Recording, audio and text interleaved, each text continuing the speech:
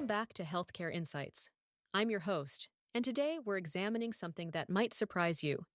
Pediatric waiting rooms are becoming laboratories for anxiety reduction. Our guest is a pediatric healthcare design expert who's been working with medical facilities to transform these spaces. So, let's start with the obvious question. Why does waiting room design matter so much for kids? Well, it's fascinating because we're seeing pediatricians move beyond just magazines and outdated toys. They're now using evidence-based strategies that actually reduce anxiety and improve patient outcomes. When a child walks into a waiting room, their stress levels can spike immediately, and that affects everything from their cooperation during exams to their overall health experience. Right, and I imagine that stress transfers to parents too. What are some of these evidence-based entertainment strategies that are actually working? Absolutely. So we're seeing three main categories that really work. First, there's quiet, developmentally appropriate activities. Things like books and toys specifically chosen for different age groups. This minimizes noise while fostering calm engagement. Second, sensory-friendly spaces with fidget toys, weighted blankets, and textured pillows that cater to neurodiverse children and reduce overstimulation. And third, meanwhile, this one's really exciting, digital interactive media like augmented reality games that significantly reduce anxiety without requiring major construction budgets. Hmm, that makes sense. Now, you mentioned sensory-friendly design. That seems like it would benefit all kids, not just those with specific needs. Exactly. That's the beauty of inclusive design. When you create quiet zones with sensory tools, you're helping every child manage their emotional state better. We're also seeing interactive visual art, like storybook murals with prompts for caregiver-child interaction. These support learning and reduce stress simultaneously. I actually worked with one clinic that installed a build-a-puzzle station, and parents told us it had this amazing calming effect. Better than any cartoon on TV, they joked. That's brilliant. Now, beyond entertainment, what features are parents most requesting in these pediatric waiting rooms? Great question.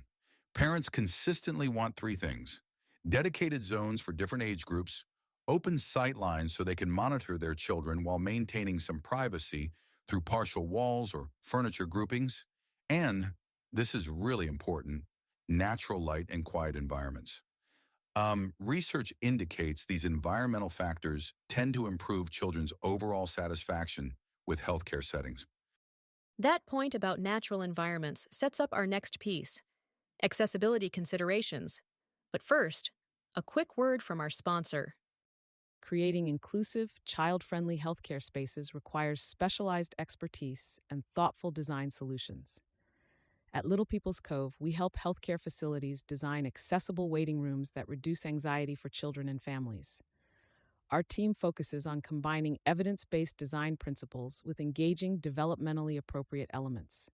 Learn more about transforming your pediatric space at www.littlepeoplescove.com.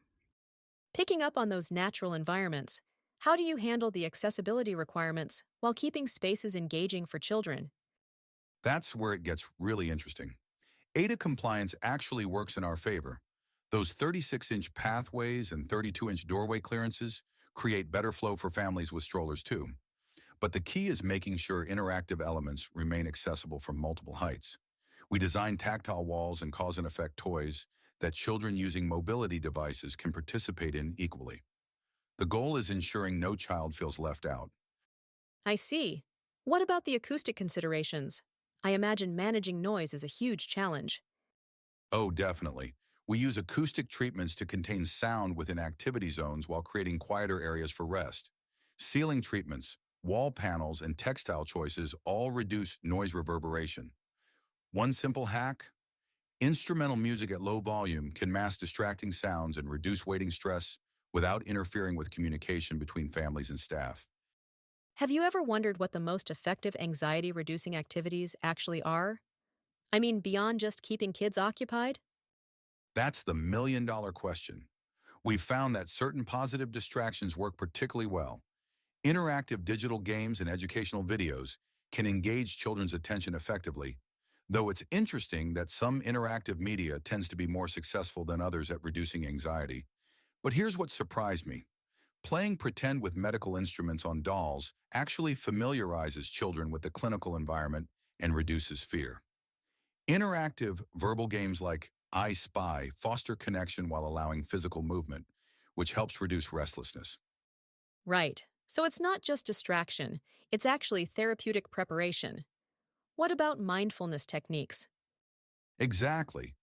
Techniques like deep breathing exercises, muscle relaxation, and guided imagery can be quite effective as calming practices for children of different ages. The beautiful thing is when you combine sensory engagement, cognitive distraction, emotional comfort, and physical movement, customized to each child's developmental level, you get this comprehensive strategy that really works. It's like creating a whole system of support rather than just isolated activities. Hmm. That comprehensive strategy idea, that comprehensive support system, seems like it would require significant staff training too, wouldn't it? Absolutely. And remember, these design choices directly impact patient outcomes, family satisfaction, and even staff well-being. When children feel calm and engaged, the entire healthcare experience improves for everyone involved. This has been incredibly enlightening. So, to everyone listening, the next time you're in a pediatric waiting room, you'll probably notice whether they're using these evidence based strategies or just winging it with random toys and cartoons. Thanks for sharing your expertise with us today. For more resources on creating child friendly healthcare environments, visit www.littlepeoplescove.com. We'll be back next week with another detailed look into healthcare innovation.